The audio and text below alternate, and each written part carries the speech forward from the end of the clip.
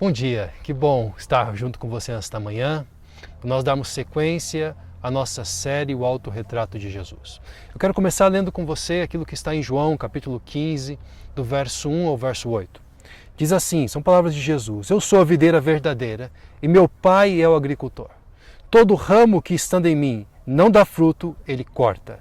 E todo o que dá fruto, ele poda para que dê mais fruto ainda.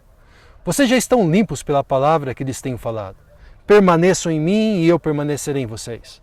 Nenhum ramo pode dar fruto por si mesmo, se não permanecer na videira. Vocês também não podem dar fruto se não permanecerem em mim. Eu sou a videira, vocês são os ramos. Se alguém permanecer em mim e eu nele, esse dá muito fruto, pois sem mim vocês não podem fazer coisa alguma. Se alguém não permanecer em mim, será como o ramo que é jogado para fora e seca. Tais ramos são apanhados, lançados ao fogo e queimados. Se vocês permanecerem em mim e as minhas palavras permanecerem em vocês, pedirão o que quiserem e lhes será concedido. Meu Pai é glorificado pelo fato de vocês darem muito fruto e assim serão meus discípulos. Você já ouviu falar sobre o autorretrato mágico de Leonardo da Vinci? Durante a Segunda Guerra Mundial, diz o site da revista Galileu, que esse quadro foi escondido de Hitler. O site da BBC, também falando sobre esse quadro, vai dizer que não é somente a sua fama ou por ter sido desenhado por Da Vinci que faz desse quadro um quadro com toda uma história, mas há uma lenda de que o olhar de Da Vinci pintado nesse quadro é tão profundo, mas tão profundo, que aquele que para diante desse autorretrato, ele ele recebe uma força extraordinária de ficar simplesmente parado diante do retrato. Fato esse do porquê, durante a Segunda Guerra Mundial, esse quadro ter sido escondido de Hitler para que ele não recebesse ainda mais poderes do que ele já tinha naquele momento. Há ainda uma lenda de que muitas pessoas estudam no local, ali na Biblioteca Real de Turim, onde fica em cima do porão onde esse quadro está guardado, porque ao estudar ali perto da genialidade de Leonardo da Vinci, essas pessoas são então impactadas, as pessoas elas recebem essa mesma genialidade que havia em Leonardo da Vinci. Essas lendas me pareceram muito curiosas. E essa história sobre esse autorretrato, embora a gente saiba que alguns não consideram que de fato este tenha sido um autorretrato de Da Vinci, há uma grande quantidade de estudiosos que sim reconhecem esse quadro como um autorretrato feito pelo próprio Leonardo da Vinci. E essa obra, apesar de tão bem cuidada, ela tem sofrido ultimamente com a deterioração do tempo que o tempo tem imposto a esta obra, que já tem mais de 500 anos. Hoje, nós chegamos ao nosso 5º episódio de nossa série O Autorretrato de Jesus. E neste 5º episódio, eu quero contemplar com você o último dos 7 autorretratos que estão expostos no Evangelho de Lucas, no Evangelho segundo João. E aí, nesse Evangelho, ele está exposto dentro de um bloco maior, que vai do capítulo 13 ao capítulo 17. Dentro desse bloco, esse bloco começa com Jesus lavando os pés dos seus discípulos. Segue com Jesus anunciando que há no meio deles um traidor. E então Judas, após esse anúncio, se retira do meio deles. Esse bloco continua. Ainda no capítulo 13, no final dele, no seu último verso, Jesus começa a falar sobre a sua partida para o Pai e ele promete enviar o Espírito Santo. E então, no capítulo 15, Jesus pinta o seu autorretrato, do verso 1 ao verso 17, ou mais especificamente entre o verso 1 e o verso 8, fazendo do 9 ao 10 uma transição para então, no versículo 11 ao versículo 17, falar sobre a importância de amar, de permanecer no amor e de guardar os mandamentos.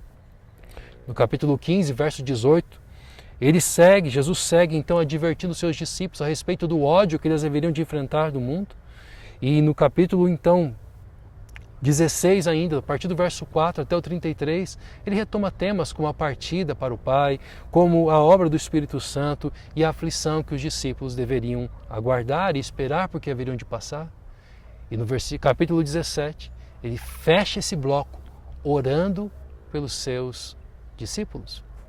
A partir do capítulo 18 de João, nós vamos então assistir à traição, nós vamos assistir à prisão, nós vamos assistir à condenação, nós vamos assistir à crucificação de Jesus, que morre na cruz do Calvário para salvar os seus discípulos, aqueles que se rendem a Ele, aqueles que nele creem. A delimitação desse último autorretrato de Jesus nos apresenta alguns desafios quanto ao local exato em que termina esse autorretrato. É unânime que, capítulo 15, verso 1, Jesus ali começa o seu autorretrato. Mas então, sobre o término, há uma grande divergência. Alguns imaginam que ele termine no capítulo 15, verso 6, outros até o verso 8, como nós acabamos de ler. Outros chegam a dizer que isso vai terminar no versículo 11, outros no verso 17, e há quem prolongue esse autorretrato até o capítulo 16, primeira parte do verso 4. Porém, eu acredito ser aceitável delimitar esse autorretrato de Jesus ao capítulo 15, do verso 1 ao verso 8. E sem desconsiderar o que veio antes, e sem desconsiderar o que vem depois, a fim de interpretação desse verso 1 ao verso 8, nós vamos expor, vamos nos ater a olhar para o capítulo 15, do verso 1 ao verso 8, que é o texto que nós lemos juntos aqui na abertura. Nestes 8 pequenos e ricos versos, encontraremos o autorretrato de Jesus como a videira verdadeira. Mas por que Jesus escolhe a videira para se autorretratar? Sabemos que a videira é uma figura, essa figura foi uma figura usada por Jesus em algumas de suas parábolas.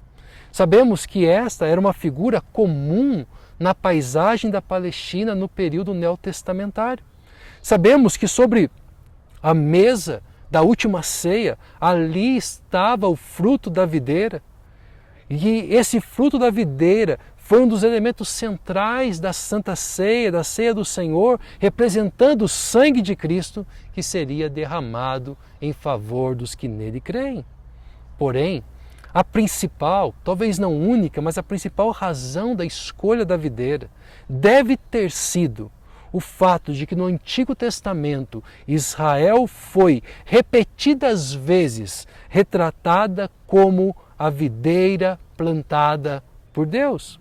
Seja nos profetas, seja nos livros poéticos, e em cada parábola pronunciada por Jesus, a videira está sempre relacionada a Israel. Seja a uma parte de Israel, seja a totalidade de Israel. Veja como isso acontece comigo lá no Salmo de número 80. Se você está com a sua Bíblia, abra lá no Salmo 80. O verso 8 e 9 diz assim: do Egito trouxeste uma videira, expulsaste as nações e plantaste, e a plantaste. Limpaste o terreno, ela lançou raízes e encheu a terra. O verso 14 e 15 diz assim: volta-te para nós, ó Deus dos exércitos. Dos altos céus, olha e vê. Toma conta desta videira, da raiz que a tua mão direita plantou, do filho que para ti fizeste crescer. Qual era o propósito desta videira, trazida do Egito e plantada em Canaã? O propósito era cumprir a promessa feita para toda a terra em Abraão. Que promessa é essa? Por meio de você, todos os povos da terra serão abençoados, conforme encontramos em Gênesis capítulo 12, do verso 1 ao verso 3.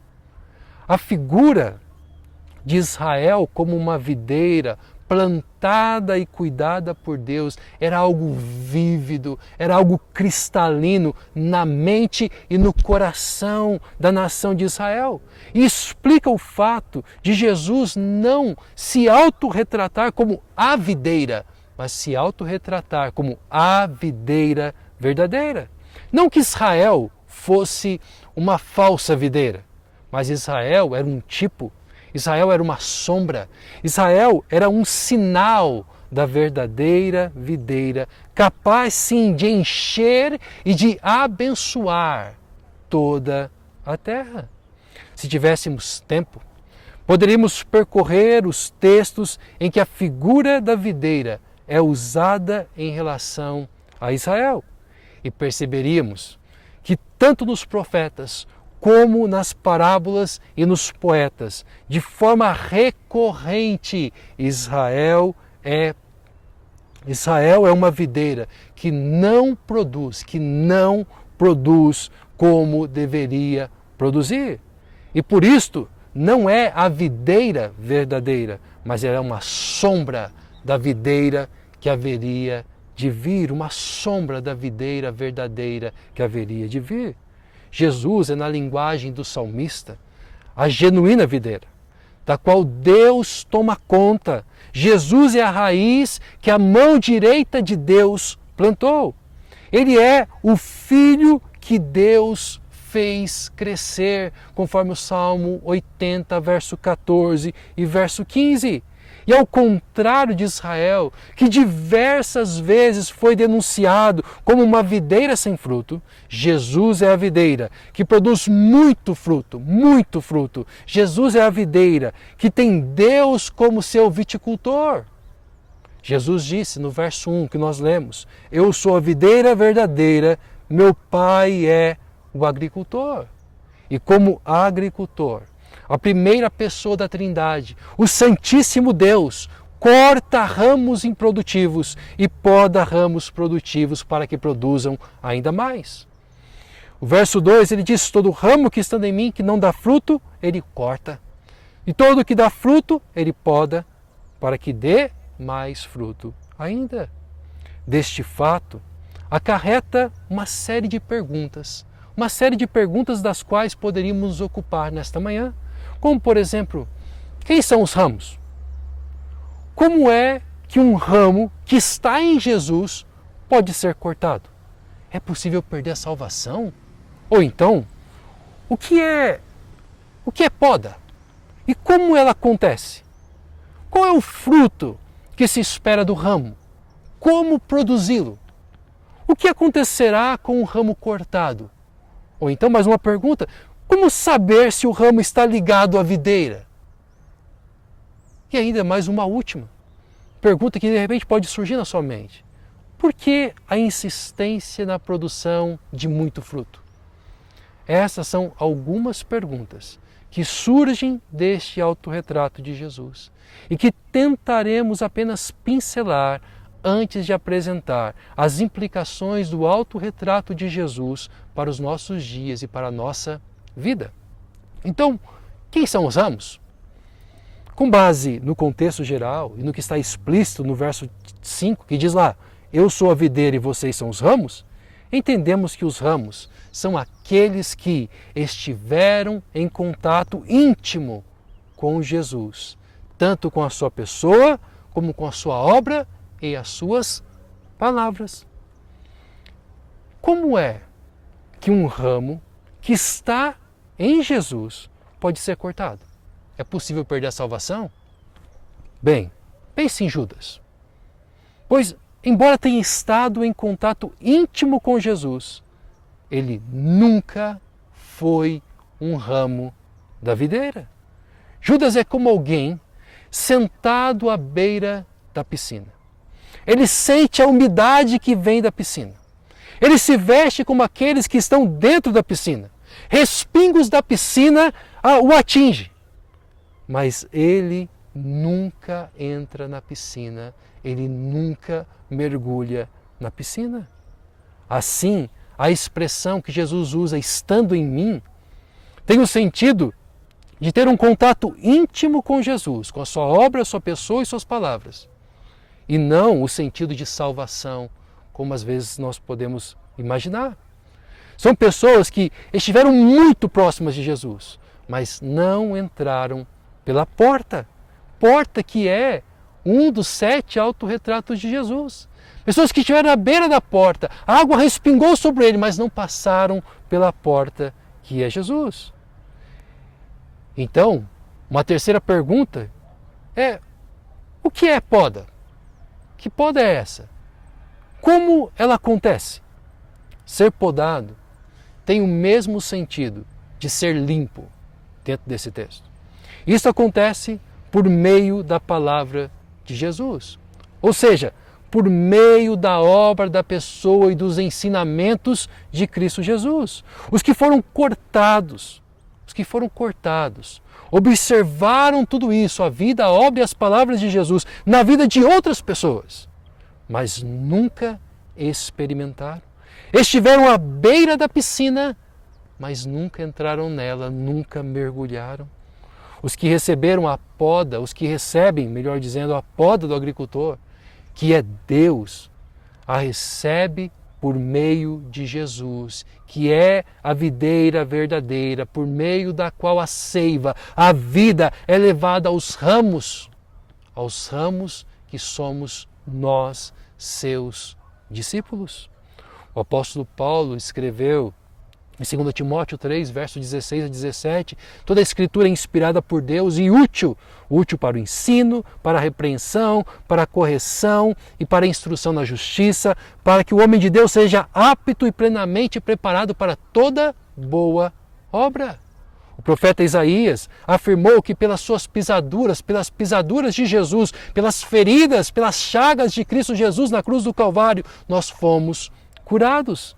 Sendo assim, o contato frequente, o contato permanente com a palavra de Deus é insubstituível na vida de um discípulo de Jesus, porque é por meio dela que a poda acontece na minha vida e na sua vida.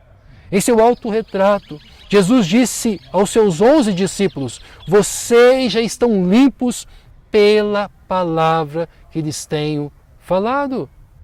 Mas segundo o Evangelho de Lucas, o capítulo 22, verso 31 e 32, descobrimos que Jesus também disse uma outra coisa ali no cenáculo, naquele momento da última ceia. Jesus disse: todos serão peneirados, e esta peneira servirá de poda na vida deles. Ele diz: Simão, Simão, Satanás pediu vocês para peneirá-los como trigo, mas eu orei para que a sua fé não se desfaleça e quando se converter, fortaleça os seus irmãos. Preste atenção, depois da poda, pelo fracasso pessoal do apóstolo Pedro, restaurado e perdoado agora pela graça de Cristo Jesus, Pedro estará agora apto a produzir ainda mais fruto, pois o ramo ligado à videira não são podados, ramos ligados à videira são podados e não são cortados, ramos que foram salvos pela videira são podados. Quando ele diz ali que Pedro, quando você se converter, ele não está falando de salvação.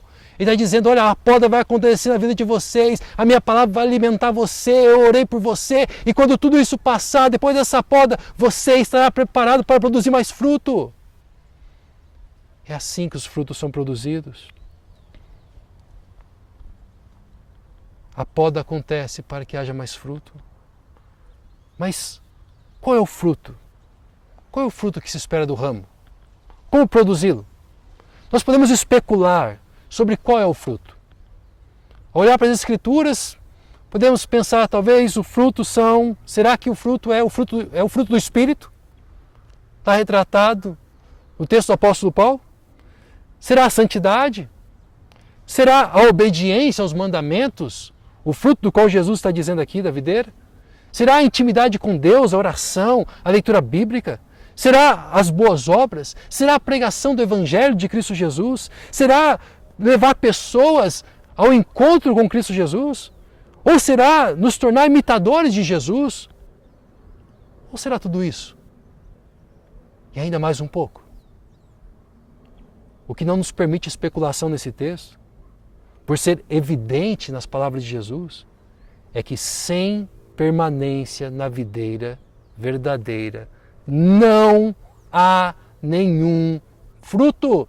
Podemos especular que fruto é esse, mas não podemos especular o fato de que só é possível dar fruto se estivermos ligados à videira verdadeira. Veja só como Jesus insiste na afirmação de que o ramo não faz nada sem ele, ou sem a videira. Verso 4 e 5 diz assim: permaneçam em mim e eu permanecerei em vocês. E ele diz: nenhum ramo pode dar fruto por si mesmo, se não permanecer na videira. Ele diz de novo: vocês também não podem dar fruto se não permanecerem em mim. Eu sou a videira, vocês são os ramos. Se vocês permanecerem em mim e eu nele, se permanecerem em mim e eu nele, esse dá muito fruto, pois, olha de novo, sem mim vocês não podem fazer coisa alguma. Então quais são os frutos? Talvez todos esses e mais alguns. Mas uma coisa é fato, não se produz fruto sem estar ligado à videira verdadeira. Uma outra pergunta que me vem quando eu olho esse texto é: o que acontecerá com o ramo cortado? O que acontecerá com o ramo que for cortado? Jesus afirmou no verso 6: se alguém não permanecer em mim, será como o ramo que é jogado fora e seca. Tais ramos são apanhados, lançados ao fogo e queimados. Aqueles que estiveram em contato íntimo com Jesus, isso é, estiveram à beira da piscina, mas nunca mergulharam, nunca provaram então, porque nunca mergulharam, porque nunca se entregaram, nunca receberam a salvação, nunca provaram a transformação que Cristo opera, e por isso nunca provarão, ou melhor, por causa disso, provarão o fogo que, dentre outras coisas, nas Escrituras, aponta para o juízo de Deus, para a separação de Deus e a separação de tudo aquilo que é bom. Ainda, uma outra pergunta que nos surge é: como saber se estamos ligados à videira? Como saber que nós estamos de fato ligados à videira? À luz desse autorretrato de Jesus, parece que há dois meios de você averiguar sua permanência na videira. Primeiro, o fruto, como nós já observamos até aqui. Segundo, as orações atendidas. Jesus afirmou no verso 7: se vocês permanecerem em mim e as minhas palavras permanecerem em vocês, pedirão o que quiserem e lhes será concedido. Com isso, Jesus está dizendo que haverá orações atendidas se você está ligado à videira verdadeira. Mas por quê? Porque haverá afeições transformadas pelo estar ligado à verdadeira videira que é Jesus. Estar na videira verdadeira fará o nosso querer se tornar o querer de Deus. Consequentemente, os nossos desejos, as nossas petições estarão de acordo com o desejo que Deus tem para a nossa vida. Mas então, uma última pergunta: por quê? Por que a insistência na produção de muito fruto? De mais e mais frutos. Jesus conclui o seu autorretrato, afirmando que meu Pai é glorificado pelo fato de vocês darem muito fruto. E assim serão meus discípulos. Isso quer dizer que a falta de fruto não apenas não combina com verdadeiros discípulos de Jesus, como também rouba, ofusca a glória de Deus. Rouba a glória de Deus. Guarde isso em seu coração. Jesus é a verdadeira e perfeita videira, que produzirá cada dia mais fruto para a glória de Deus, o Pai. E produzirá estes frutos através do que? Através de seus ramos. Ramos estes que somos nós, seus discípulos.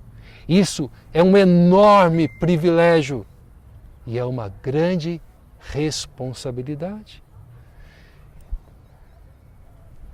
Pinceladas essas perguntas, eu queria concluir com você. Lembrando que, segundo a lenda, O olhar de Da Vinci em seu autorretrato é tão intenso que aquele que o observa recebe uma força extraordinária. Mas eu preciso te dizer, conforme está lá nessas reportagens que eu citei, que este autorretrato está se desfazendo. Mesmo guardado desde 1998 no subterrâneo da Biblioteca Real de Turim, com portas reforçadas, sem luz natural, em um ambiente conservado a 20 graus Celsius, a uma umidade na casa de 55%, e dentro de uma caixa, ante tudo, pontos escuros têm aparecido. E muito em breve, diz os especialistas, a inscrição que diz em latim, Leonardus Vincius, desaparecerá completamente. Por outro lado, o autorretrato de Jesus, tantas vezes maltratado e desconsiderado, permanece fortalecendo discípulos de Jesus, para que possam enfrentar toda e qualquer circunstância, entendendo que em cada uma delas, o Deus que nos limpou por sua palavra encarnada, que é Jesus, continuará usando cada circunstância a fim de que a poda produza mais e mais e mais fruto. Eu não sei o que você está enfrentando. Desconheço as podas que o Pai de nosso Senhor Jesus Cristo está realizando em sua vida, mas sei que tudo o que Ele faz porque nos ama. E Ele glorificará o seu próprio nome, fazendo de nós ramos que dão muito fruto em todas as áreas da existência. Por isso, se permanecermos nele, desfrutaremos de sua glória, que não está desaparecendo como todos os autorretratos pintados ao longo da história, mas que está brilhando cada dia mais e mais até ser dia perfeito. O autorretrato de Jesus tem ao menos dois propósitos. Primeiro, se revelar e gerar maior conhecimento e, consequentemente, maior fé em sua pessoa, em sua obra e em suas palavras. Segundo propósito, se revelar e provocar em seus discípulos, em mim e você, a produção de autorretratos. Sendo assim, meu desafio para você, nesta manhã é este: pintar seu próprio autorretrato à luz do autorretrato de Jesus. E pensando nisso, eu imagino que talvez você possa pintar seu autorretrato de 3 formas diferentes. Talvez nessa manhã você pode pintá-lo como um ramo sem fruto. Ou então, você pode pintá-lo como um ramo com pouco fruto, passando pela poda. Um quadro onde o ramo tem pouco fruto e as mãos do agricultor estão ali podando. Ou então você pode pintar seu autorretrato como um ramo com muito fruto. Algum fruto já maduro, outros em processo de desenvolvimento e de amadurecimento. Se você se autorretratou como um ramo sem fruto, é sinal que você não está ligado à videira verdadeira que é Jesus. Por isso, ore e peça ao Pai para que você seja enxertado na videira verdadeira. O tempo que nós vivemos hoje é o tempo da oportunidade de salvação, onde Deus está chamando homens e mulheres, jovens, adultos, crianças, anciãos, a se renderem e crerem em quem Ele é. Não crerem somente intelectualmente, não somente no coração, mas se renderem com as suas atitudes a Ele.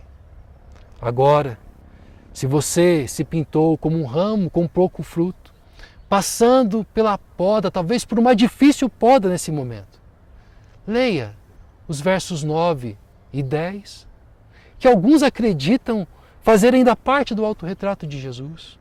E confie no amor dele, pois lá ele diz o seguinte: como o Pai me amou, assim eu os amei. Permaneçam no meu amor. Se vocês obedecerem os meus mandamentos, permanecerão no meu amor, e assim como tenho obedecido aos mandamentos do meu Pai, em seu amor permaneço. Talvez os dias estejam difíceis. Não se esqueça que Ele te ama. Ele se entregou na cruz por você. Não desista no meio da caminhada. Permaneça nele, permaneça em seu amor, ainda que a poda esteja sendo dolorida, difícil na sua vida. Por último, você que se pintou como um ramo com muito fruto, alguns maduros, outros em processo de desenvolvimento e amadurecimento. Lembre-se que a videira da qual fazemos parte, ela não perde o seu vigor com o tempo. Ela não é como as outras videiras que chegam ao auge da sua produção e depois chega um determinado momento que há um declínio na sua produção. Mas ele é a videira que floresce cada dia mais e que produz cada dia mais e mais e mais fruto. Por isso, almeje a poda, que pode torná-lo ainda mais frutífero. Sabe para quê? Para a glória de Deus, o Pai. Que Deus te abençoe nesta manhã. Que o autorretrato de Jesus possa interferir, possa modificar, transformar o nosso autorretrato para a glória de Deus. Eu queria orar juntamente com você. Bondoso Deus, nesta manhã, Senhor, nós te agradecemos, porque o Senhor nos enxertou na videira verdadeira que é Jesus. Como teus ramos, queremos, ó Deus, produzir fruto. Na verdade, queremos produzir muito fruto. Mas sim, Deus, tememos a poda, Senhor. Nós, ó Deus, somos daqueles que querem fugir da dor, do confronto. Por isso, ó Deus, converte o nosso coração, para que possamos, ó Deus, enfrentar as adversidades e o confronto que a Tua Palavra traz ao nosso coração e à nossa mente. Para que então, ó Deus, fortalecidos, possamos produzir mais e mais frutos para a Tua glória. Recebe, ó Deus, e ouve a oração daqueles que não estão ainda, ó Deus, enxertados na videira, mas que nesta manhã, Deus, oraram a Ti, dizendo: enxerta-me, Senhor. Eu quero crer, eu confio, eu quero caminhar com Jesus. Senhor, abraça-os, faz dele ramos da videira, Senhor. E faça, ó Deus, ramos para a Tua glória. Que o Senhor os limpe pelo sacrifício de Cristo Jesus. E que a Tua poda constante na vida destes e na nossa vida, Senhor, na vida de todos os Seus discípulos, possa acontecer no devido tempo. E que o Teu amor nos fortaleça para, ó Deus, depois de passar por todas essa poda, Senhor, sermos encontrados ramos que glorifiquem o Teu nome, em nome de Jesus. Amém. Que Deus abençoe teu domingo. Nos encontramos logo mais no nosso culto à noite. Deus abençoe você.